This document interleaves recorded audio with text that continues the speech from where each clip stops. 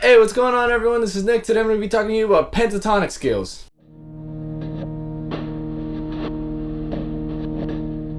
So pentatonic scales are kind of the first thing you learn on guitar. Most guitar players learn how to do this as soon as they began playing guitar.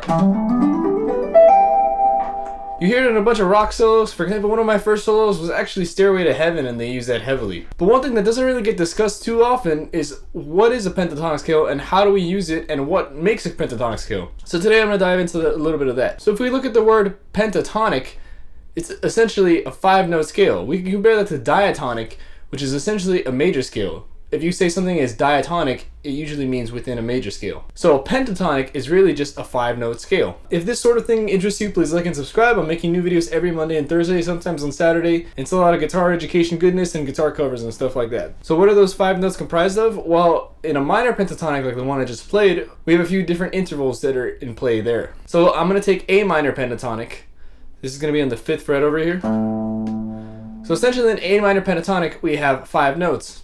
So we have the root, so this is A, then we have C, which is the minor 3rd, then we have D, which is a perfect 4th, E, which is a perfect 5th, and then G, which is the minor 6th, and then back to A. So where exactly does that come from? Well, that can come from a few places. For example, it could come from Aeolian or the natural minor scale.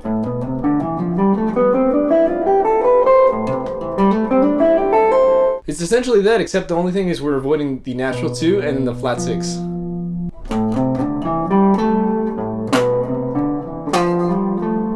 So those 2 notes accented are the ones that we're leaving out. If we look at, for example, the Dorian mode or the major scale starting on the 2nd degree, we're also avoiding the 2, but now we're avoiding the natural 6.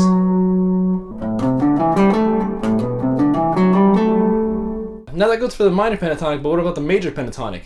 The major pentatonic reacts in a similar way, except however it's a little more neutral. So in the major pentatonic we have 5 notes as well. We have C, then we have D, which is a natural 9, we have E, which is a major 3rd, G, which is a perfect 5th, A, which is a major 6th, and then C again, which is a root.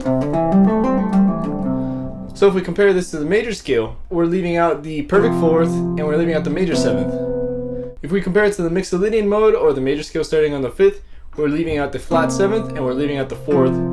If we're compared to the Lydian mode or the major scale starting on the 4th, we're leaving out the sharp 4 and the major 7. So we have this sound.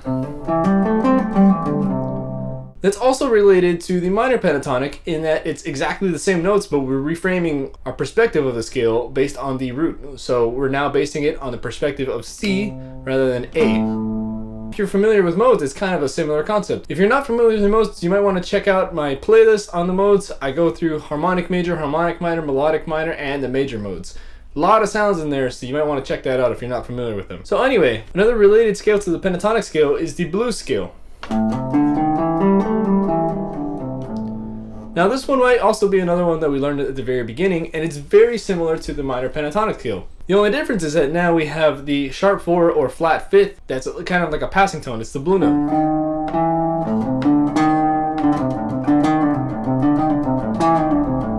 Now we see that often, but when we see a blues, it often starts on a major chord. For example, if we see an A blues, it usually starts on a major chord. However, there's some instances where it starts on a minor chord. For example, John Coltrane's Equinox.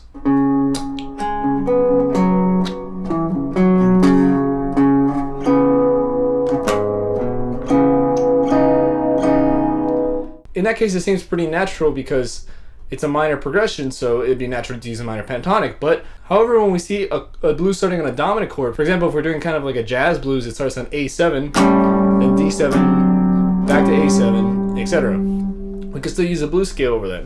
I'm going to demonstrate that now.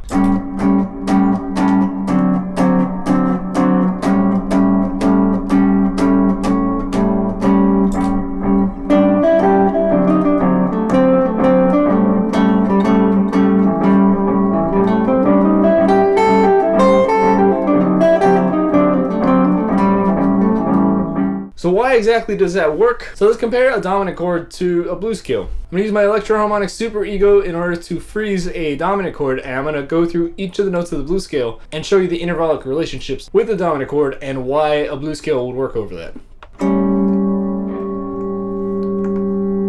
So here we have our A7 chord, right? I'm gonna play A blues scale. I'm gonna play it an octave up so that way we have some kind of separation. So we start on A, that's a pretty consonant note, and then immediately we have this C natural. Why does that work?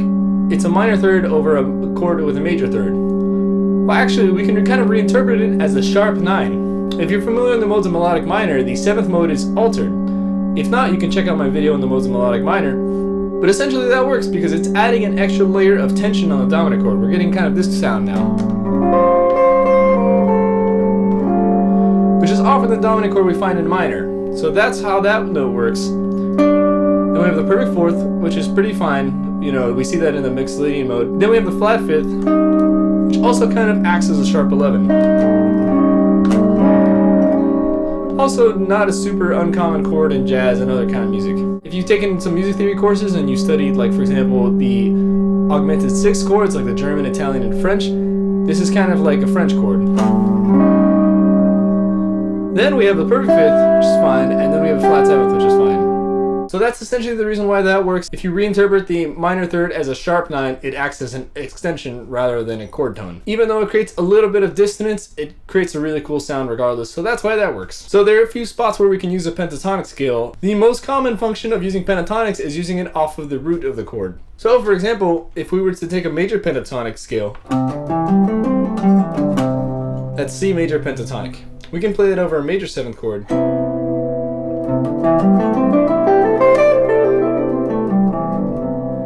Again, we have the root, the 9, the 3rd, the 5th, the major 6th, and the root again. So those are all pretty consonant tones. What happens if we make it a dominant chord?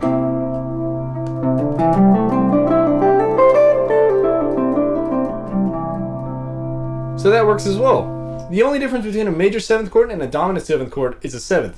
The major 7th chord has a major 7, and the dominant chord is a flat 7.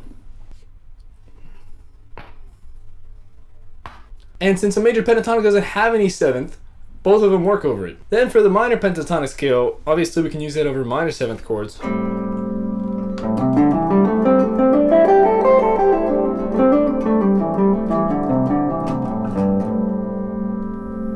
And that sounds cool. However, there's a few other different places where I like to use the pentatonic scale. So if you're familiar with the chords in a major scale, we have a major chord, a minor chord, a minor chord, a major chord, a dominant chord, which has a major triad, and a minor chord and a half diminished chord. If you're unfamiliar with how to get those, check out my video on how to get the chords from any scale. But essentially, those are the chord qualities that we have. Now, since the pentatonic scale is kind of a reduced chord, and at the beginning I showed you that the pentatonic scale lines up with a few other modes or a few other scales, we can actually use pentatonics not off of the root of a chord, we can use it off of a few different places. So if we're in the key of C major, so let's play a C major 7. So I told you that we have major, minor, minor, major, major, minor, and diminished in a major scale, right? So let's start off with the first one. Let's play major scale starting on the root. So we have the root, the 9, the 3rd, the 5th, the natural 6, and the root again. Now the second chord is minor. Let's try playing a minor pentatonic over the C major chord. We're going to play D minor pentatonic, so off of the 2nd degree. Intervallically we have the 9, then we have the perfect 4th, which is not super consonant in a major scale because it rubs with the major 3rd. Then we have the perfect 4th of D, which is the perfect 5th of C. Then we have the 6th of C, and then we have C again. So that kind of works, but the 4 is a little clashy.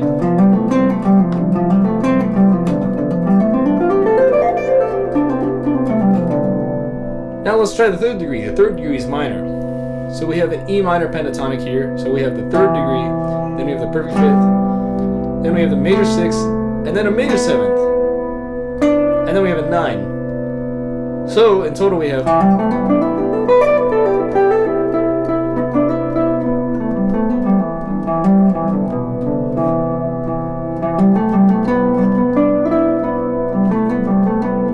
So it doesn't sound super clear because we never hit a C natural note, so we never really feel like we're home when we're playing that, but all of the notes fit pretty well. Now we have F, so we're going to use F major pentatonic because the 4th mode is Lydian and it creates a major chord, so we're going to use a major pentatonic over that.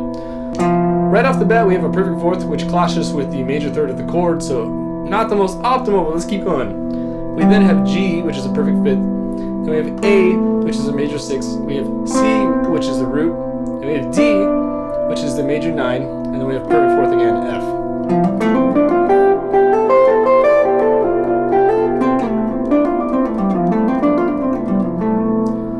Kind of works not too well. Then we have the fifth, which creates a major chord from the scale. So we're going to use a major pentatonic. So we have G, which is the perfect fifth, and we have A, which is the major 6, and we have B, which is the major 7, D, which is a major 9, and then we have E, which is a major 3rd, and then we have G again. So that works pretty well.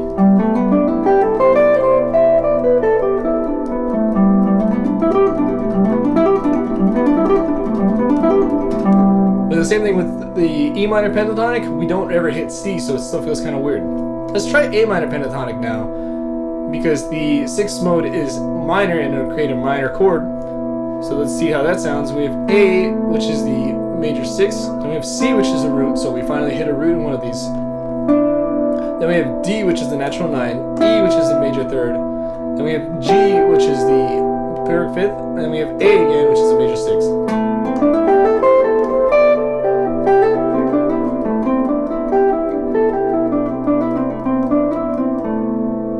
So that one works really well, but it's also an inversion of the C major pentatonic. So, kind of counts, I don't know. Then the next one we have is B, and that one creates a half diminished chord. So we can't really use any of the pentatonics because all the pentatonics have a perfect fifth, and a half diminished chord is a minor 7 flat 5 chord. But one thing we can do is we can alter the pentatonic scales. So we can simply flatten the fifth on a minor pentatonic, and we can use that over B.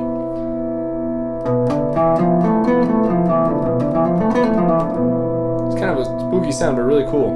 So we have B, which is the major 7th, then we have D, which is the natural 9, then we have E, which is the major 3rd, then we have F, which is the perfect 4th, then we have A, which is the major 6th, and then we have B, which is the major 7th again. Now we have that perfect 4th in there, so it's not the best choice. It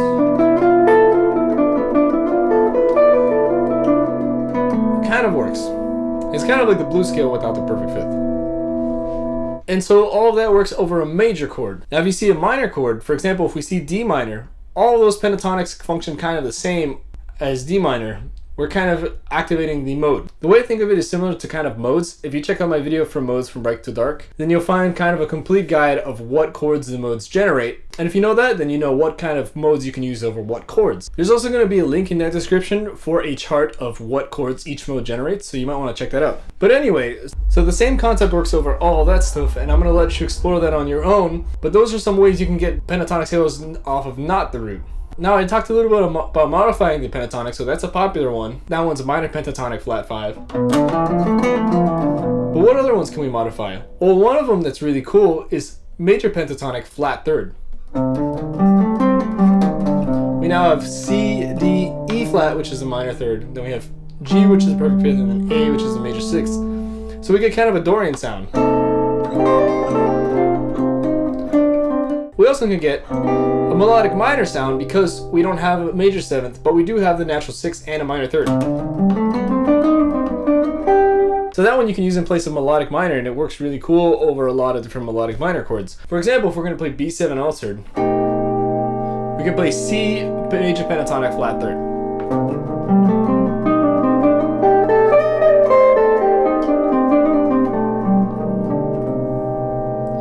So that's a really cool one. So that's all I have for you today on the pentatonic scales. If you've enjoyed this video, please like and subscribe. It helps me continue making more videos and bringing cool content to you. I'm making new videos every Monday and Thursday at 3 p.m. Sometimes Saturday at 1 p.m. They have to do with music in general. They have to do with guitar. There's guitar covers. There's music lessons like this one. And there's some mixing and mastering and recording stuff coming your way. So stay tuned. Thanks for watching if you made it to the end. And I hope to see you next time.